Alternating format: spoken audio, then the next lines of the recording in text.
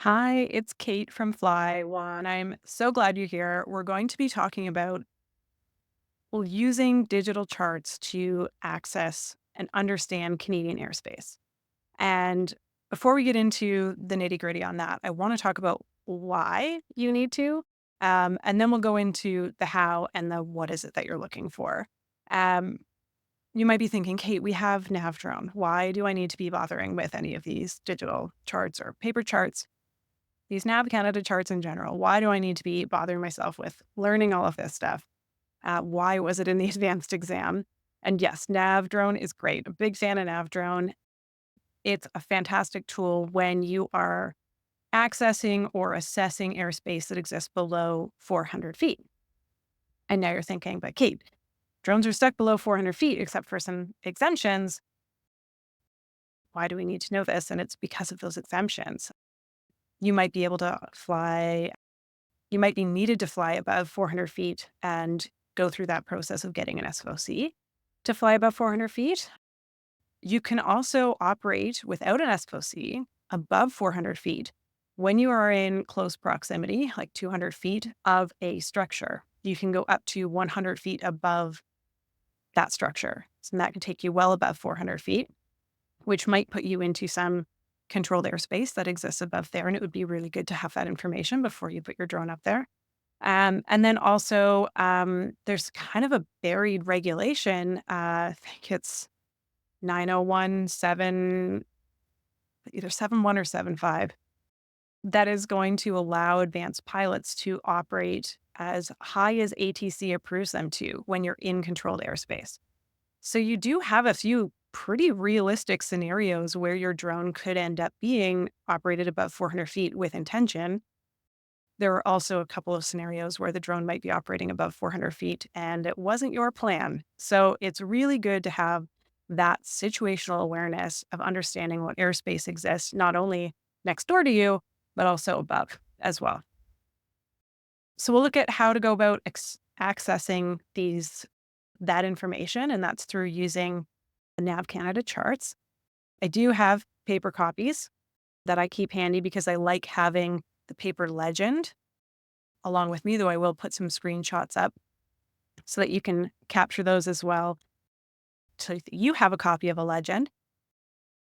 And I'll show you the way that I like to look them up online. I do like looking at digital charts. I have it flagged in my browser and I've got it on my phone and my iPad as well.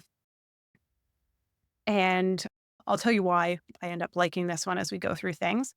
And then we'll take a closer look at what information you're actually looking for because there is a ton of information on there and not all of it is relevant to you as a drone pilot. So we'll take a look at what's on there, picking out the relevant bits for you operating in or nearby controlled airspace and being able to understand what exists above you as well. So I hope that this is helpful and let's get into it. So let's show you how I go about accessing the Nav Canada charts to assess airspace within my operational area. So my favorite online resource is fltplan.com, which you might remember from our CFS video if you've watched that one already. And we're going to go over here to digital charts. So we'll give that a click. You do have the option of putting in a location like an airport ID, or we're just going to click sectionals. This is a US site, so they use US terminology for the information that's on here. But a sectional is the same thing as a VNC, a VFR navigation chart. It's just the US equivalent. So we're going to click View Charts, and it opens up a new tab for you. And you've got a menu over here on the side. And if you watch here along kind of the border region, as we go in, it's not showing you, but I've clicked that drop down. And there's an option for Sectionals Canada. So I'm selecting that. You can see it populate there. And that bumped it down so that the Canada primary charts are showing. You can see the difference between US charts and Canadian charts just based on that color scheme. So whatever resource you have been using up until this point, if you have been using one, and you're like, hey, wait, that color scheme down here looks a little bit more like what I'm familiar with. it was using a US resource for those charts. And you'll find that the Canadian ones are a lot busier. There's a lot more information there. So let's dive in a little bit. So in Canada, we have two types of VFR charts: VFR navigation charts, which are VNCs and cover all of Canada, and then VTAs, which are VFR terminal area charts, and they are only for busier areas. If we zoom out a little bit, you can spot them because the coloring looks a little bit different for different busier airports across the country. And so we'll dive in a little bit. You can see the difference here. You can kind of see where it's inset. We could go back into show menu and remove that map layer, and you can see how much busier it is. A TAC chart is the US equivalent of a VTA. So we'll reselect those, make it nice and clean for us. And then our next task is to locate where it is that we're operating on one of these charts. Now, if you have this as an app on your phone or on your iPad or something that you have with you on site while you're ready to fly, it will actually put a little airplane pin at your location so that you can know exactly where it is. Otherwise, you can use your handy Latin long skills or just work off of some landmarks that you know. For example, one of the sites that I often do flight reviews at is just north of Metro Town, and it's before the highway. So that's what this line here is indicating, is our roadway. It's the Trans Canada. The thicker the line, the busier the road. So this double line is busy, and this one is more of like a secondary route down here. And Metro Town is a mall, so it's something that's very easily identifiable if you were flying over top of it, because it's easy to tell what a mall looks like, buildings and parking lots and such. So I know that we're kind of in this area, and that's as specific as I need to get in this situation when I'm looking at airspace, because the boundaries of the airspace that are nearby are further away than that. I'm not like right on the edge of something. Pretty close to it, but I'm not right on the edge of it.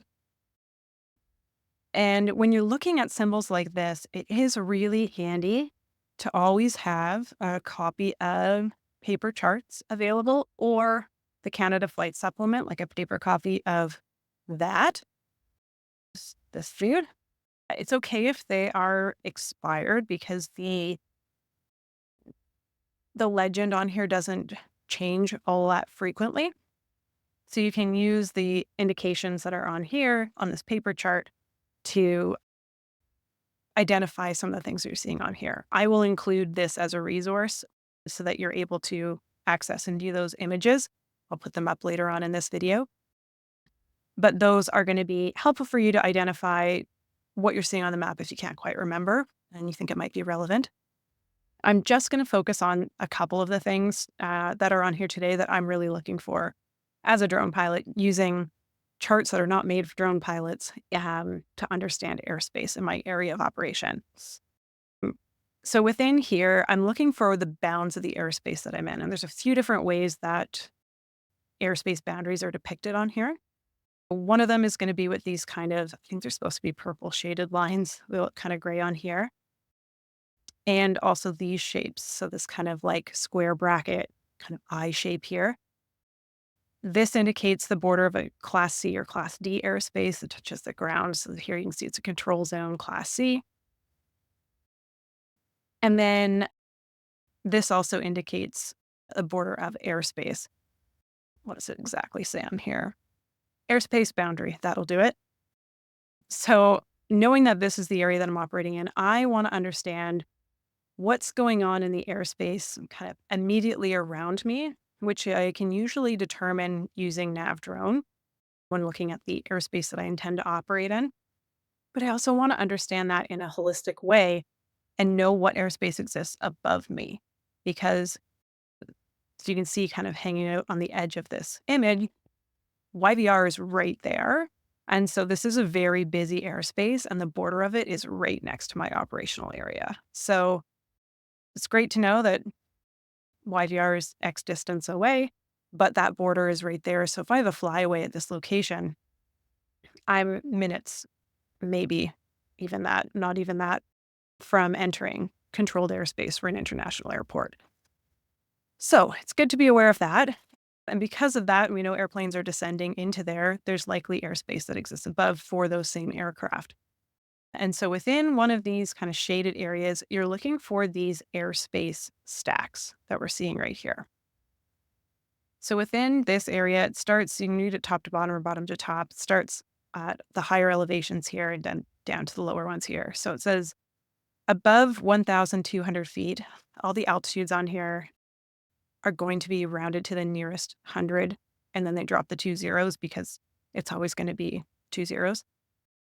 So above 1,200 feet up to 2,500 feet, it is Class C airspace. So we have controlled airspace that exists above our flight area at 1,200 feet AGL or ASL, sorry.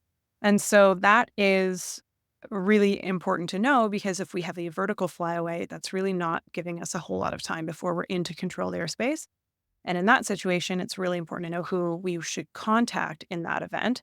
And here it's telling us that Vancouver Tower is available on 125.65. Because you're on the ground and they are on the ground, it's unlikely that they would hear you from a handheld radio transmission from that location. There's just too much interference between you and them. You might hear them, but it's not like they have a lot more power behind their transmitter. So they may not hear you. So the best way to get in touch with them is going to be to call the tower directly. And we can get that phone number from the comms section of the CFS.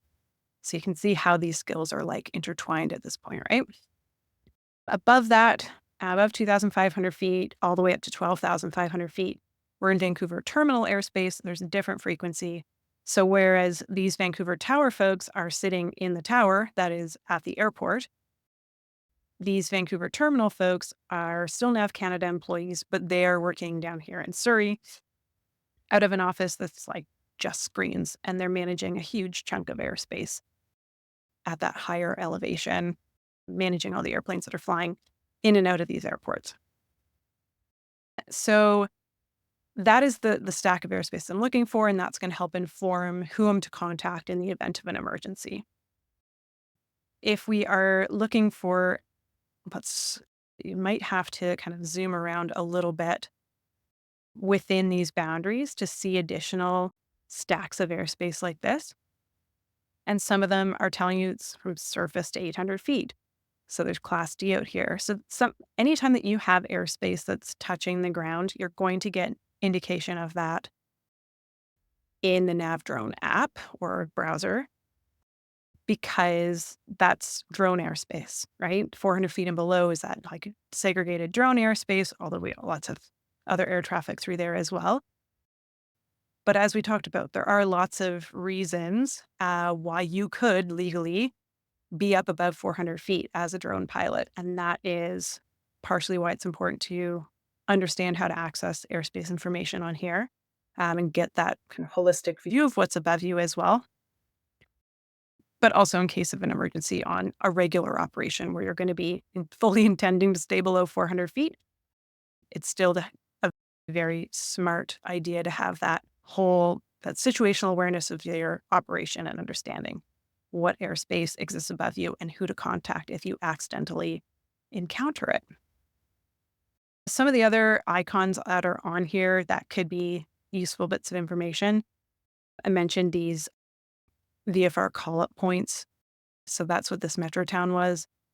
They're going to be things that are easy to identify from the air as well as on the ground. So like the Swanee Set one out here is over the Swanee Set golf course. Be really easy to pick out golf courses from the sky. Lionsgate Bridge, Second Narrows Bridge. But those are helpful for orienting yourself with where you are on the map. The highway I mentioned as well. Lakes and rivers, those can be really helpful for figuring out where you're at. Other pieces of information that might be useful are this yellow mark. Anything that's showing up as yellow is indicating like a built-up area, a congested area of like city or town. So some of the smaller towns are going to show up as just dots, but ones that have more of like a sprawling cityscape are going to be yellow and kind of just follow that natural function of things. We also have lots of towers on here. So this is showing you the height above sea level and then the height above ground level. And that's what this is pointing towards, this tower here. Um, so that you can get an idea of kind of where you are relative to other things if you need to estimate altitude, although that's pretty challenging to do. We also have indicators of heliports. So this is a hospital heliport where this one is not. We also have float plane bases. They're indicated with an anchor. See some more hospitals out here. You can have airports that show you where the runway complexes are, and you can have smaller airports like scoot out here to Chilliwack. Oh, this one has that too. Don't know if we have enough smaller airports out here to show just the circle. All right, what about down here? There, Delta Heritage Air Park. So sometimes you don't get the full runway orientation displayed. If it's a smaller aerodrome, then they'll show it like this with just the circle. And all of these little markings mean different things. On this one here, it's a aerodrome without hard surfaced runways, but it does have services available. So that's why Legend is so helpful, because you get all these little tidbits of information from them. So I encourage you to try this out. Find a location that you sometimes fly at and see if you can pick out where it is within the airspace that's shown on here and determine where the closest airspace is. Is it above you? Is it a neighbor site to you? And that'll really help inform. I find that this often comes up when I'm on site prior to flight as a part of the crew briefing. I like to identify the sketchy zones so I can have my compass out on the site, figure out where north is, kind of get myself oriented in my head. And then as I'm talking to my visual observers or ground crew, other crew, talk through roles and responsibilities, but then say, and then on the site today, the sketchy directions are from that oak tree to where that path enters the area over here. Anything that happens in that direction is taking us very close to Vancouver's airspace. So if we have the aircraft going that way, then person A, I immediately need you to grab my checklist, and person B, I need you to get on the phone. I'm going to chase after it, try and gain lost link. So there's a conversation that it allows you to have when you can point out where those sketchy regions are, and understanding that sometimes that sketchy region is directly up. And that way folks can flag that for you if they notice that something's happening prior to you identifying it. So there you go. That's how I assess airspace, why I look at airspace, and what you should be looking for when you are assessing airspace using VFR charts. If you have any questions on this, I'd be more than happy to address it in a part 2. So you can drop them in the comments below, and I hope that helps. Happy flying.